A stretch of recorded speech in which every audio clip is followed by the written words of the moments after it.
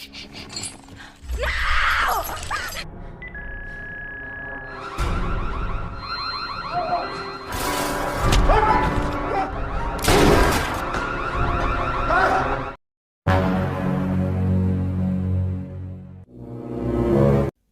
para pecinta film, kembali lagi bersama Erto Film, rekomendasi dan rekam jejak film Anda.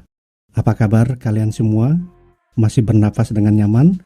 Bersyukurlah jika kita semua masih bisa bernapas dengan lega untuk menjalani kehidupan kita yang luar biasa. Pernahkah kalian terpikir napas yang keluar masuk dari hidung dan mulut kalian selama ini justru akan menjadi ancaman yang mematikan? Itulah yang akan kita bahas di film kali ini, yang menemani malam suntuk kalian setelah lelah beraktivitas seharian. Mimin sarankan kepada kalian yang akan menonton film ini untuk tidak menonton film ini sendirian, karena jantung kalian akan dibuat dak-dik-duk-dar saat menonton film ini. Mimin saja yang sudah nonton film ini berulang-ulang di teras rumah tetangga yang ada wifi-nya, sampai-sampai harus nahan napas yang panjang. Tanpa sadar, nyamuk satu RT ternyata sudah menghisap Mimin. Film ini bergenre trailer horor yang disutradarai oleh Fadel Alvarez, tayang perdana di Alabyu pada tahun 2016 dan mendapatkan rating di IMDb 7,1. Film ini berjudul Don't Breathe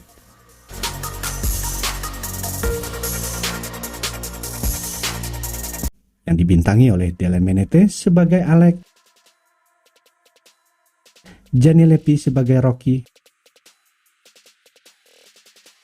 dan Daniel Jobato sebagai Manny. Mereka bertiga akan memerankan aksi pencurian amatir yang akan membobol rumah seorang mantan veteran tentara yang buta, yang diperankan oleh Stephen Lang. Mereka tidak pernah menduga bahwa rumah itu akan menjadi malapetaka yang justru akan mempertaruhkan nyawa mereka. Seperti apa kisah selengkapnya? Yuk kita simak alur ceritanya. Ciki Jos.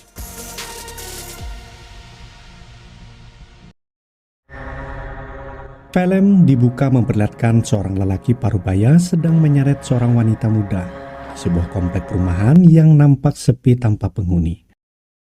Kemudian kita berlanjut kepada tiga pencuri amatir, yaitu Alec, Rocky, dan Manny, yang seringkali berhasil dalam melakukan aksi pencurian. Alec sebenarnya berasal dari keluarga yang berkecukupan. Ayahnya merupakan pemilik perusahaan keamanan rumah. Di sini perannya menjadi sangat penting karena menjadi ahli kunci dalam setiap aksi pencurian mereka. Ia seringkali mencuri kunci dari meja kerja ayahnya yang menyimpan semua kunci rumah yang memakai jasanya. Tentunya menjadi keuntungan sendiri bagi mereka.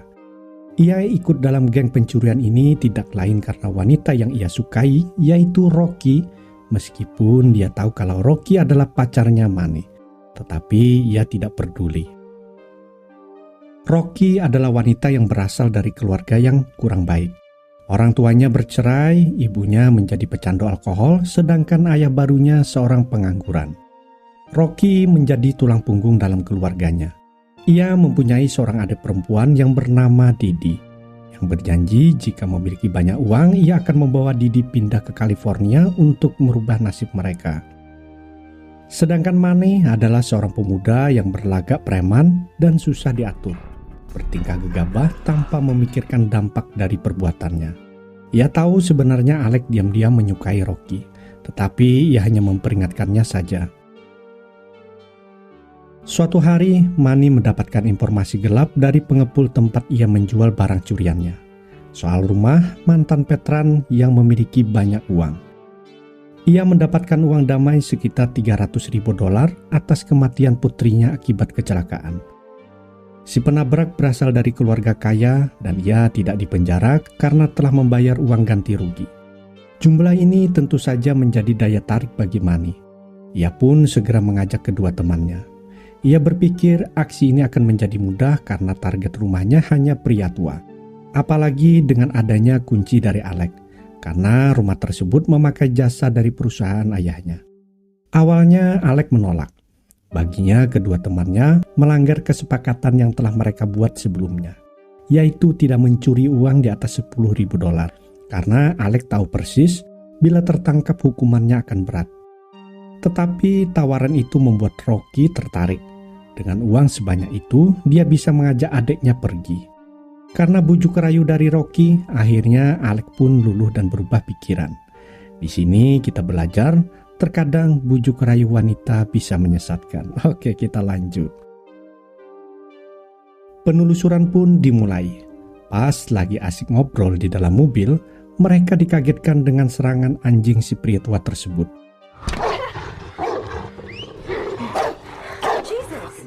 Lalu si pria tua itu memanggil anjingnya. Disinilah pria tua itu tahu kalau sedang diawasi. Karena jarang sekali ada orang datang atau berada di sekitar blok rumahnya.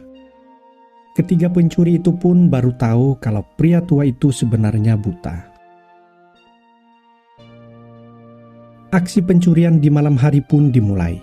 Dengan berbekal alat dan hasil penelusuran ditambah lagi pria tua itu hanya tinggal dengan seekor anjing, serta kondisi tempat tinggalnya yang sepi, keadaan tersebut membuat ketiga pencuri semakin bersemangat. Pertama-tama mereka melumpuhkan anjing yang berjaga di depan rumah dengan melemparkan makanan yang telah diberi obat bius.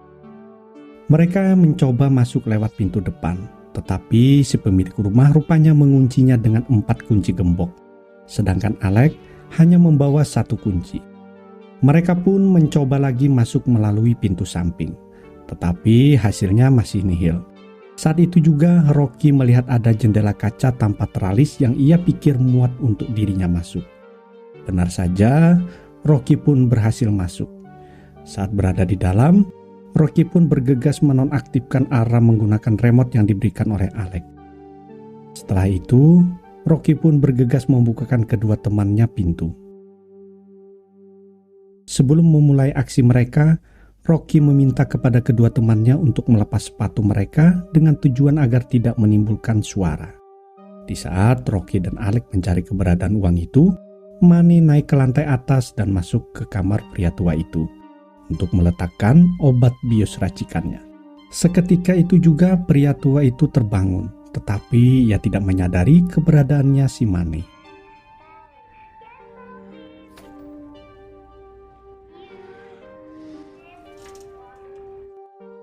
Ia terbangun rupanya hanya untuk mematikan TV. Obat bius pun beraksi. Setelah Manny berhasil dengan tugasnya, mereka menemukan satu kamar yang pintunya dikunci dengan gembok. Mereka berpikir uangnya ada di dalam sana. Berbagai cara pun dilakukan oleh Manny untuk bisa membuka pintunya, termasuk dengan linggis. Merasa lelah dengan usahanya, Manny mengeluarkan pistol yang dibawanya. Diam-diam tanpa sepengetahuan temannya, ia menembakkan pistol ke arah gembok itu. Hal itu membuat Alec marah, lalu mengajak Rocky untuk meninggalkan rumah itu. Tetapi Rocky menolak dan enggan meninggalkan kekasihnya. Benar saja dugaan Alec, suara letusan senjata api itu membuat si pria buta itu terbangun yang kini menghampiri mereka.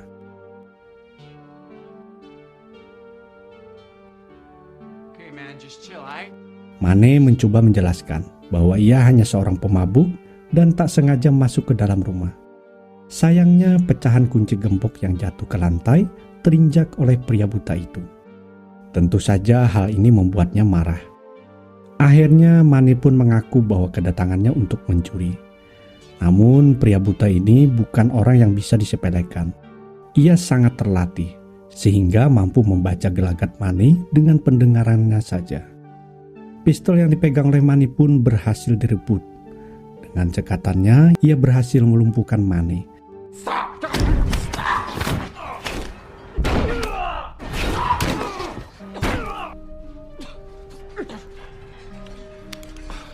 Sebelum ia menembak kepala Manny, ia sempat bertanya apakah ada orang lain selain dirinya. Manny sempat menjawab bahwa ia melakukan aksinya hanya seorang diri, sambil melihat ke arah pacarnya.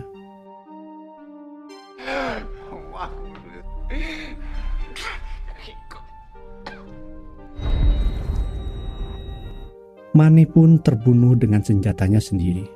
Sedangkan Rocky yang berada di sisi lain hanya mampu memandangi tanpa mampu berbuat apa-apa, sambil menutup mulutnya dengan kedua tangannya sambil menahan napas. Alec yang saat itu sudah berada di luar rumah Merasa risau dengan kedua temannya, ia pun memutuskan kembali ke dalam rumah. Di lorong rumah, ia sempat berpapasan dengan pria tua itu. Beruntung, pria tua itu tidak menyadari keberadaan Alex. Rocky dan Alex kini terkurung di rumah itu. Ditambah lagi, pria tua itu mengunci semua pintu serta memasang palang papan di tempat ventilasi. Alex segera mengirimkan SMS kepada Rocky. Sementara itu, Rocky sedang bersembunyi di sebuah lemari. Ia segera membalas SMS kepada Alex dan memberitahukan kalau Manny telah tertembak mati, sedangkan ia tersudut di dalam lemari. Di saat Rocky hendak keluar, tiba-tiba pria tua itu datang dan masuk ke lemari itu. Saat itulah Rocky tahu letak penyimpanan uang itu. Terdapat berangkas di dalam lemari itu yang dikunci dengan kode. Pria itu pun mengecek berangkasnya untuk memastikan kalau uangnya masih ada, tanpa menyadari kalau Rocky sudah melihatnya dan mengetahui kodenya. Alex berhasil menemukan Rocky dan mengajaknya untuk menelpon polisi. Tetapi Rocky menolak. Ia malah membuka berangkas itu, lalu mengambil semua uang yang ada di dalam berangkas. Ternyata jumlahnya pun lebih besar dari yang mereka duga, kurang lebih sekitar $1 juta. Setelah mereka berhasil mendapatkan uangnya, mereka pun mencari jalan keluar untuk bisa kabur dari tempat itu. Sementara itu, pria tua mulai menyadari bahwa ada orang lain di dalam rumahnya dari sepatu yang ia temukan. Ia pun bergegas mengecek berangkasnya, tetapi semua uangnya sudah lenyap. Adegan cari-mencari pun terjadi. Pria tua itu mencari pencuri uangnya, sedangkan Alex dan Rocky mencari jalan keluar dari rumah itu. Di saat Alex dan Rocky sedang mencari jalan keluar, fakta lain terungkap. Mereka dikejutkan dengan seorang wanita muda yang terikat serta meminta tolong di ruang bawah tanah.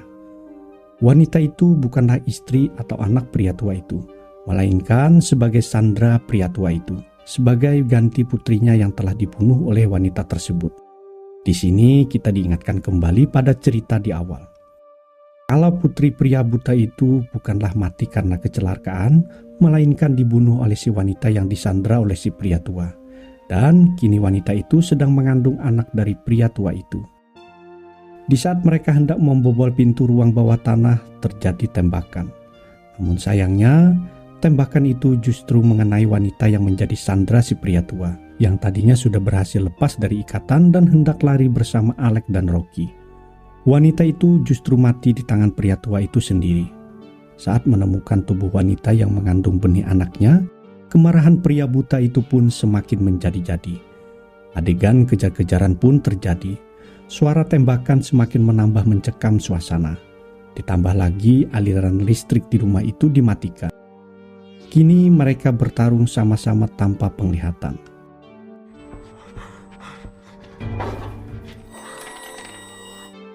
Singkat cerita, dalam pertempuran itu, akhirnya Alex terbunuh. Sedangkan Rocky berhasil melarikan diri meskipun sempat tertangkap lagi dan sempat akan menjadi pengganti wanita yang akan mengandung anak si pria tua.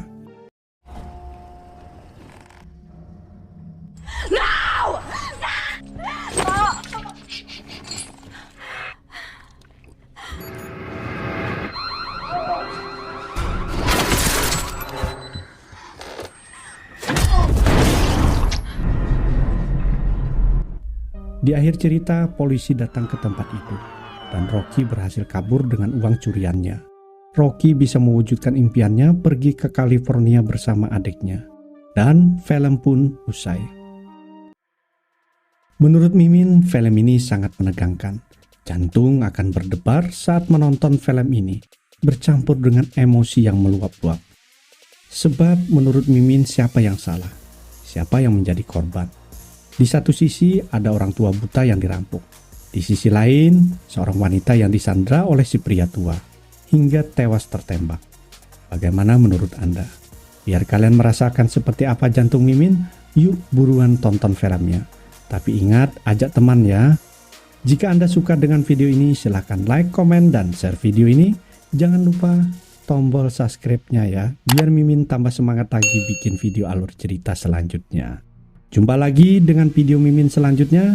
Sampai jumpa.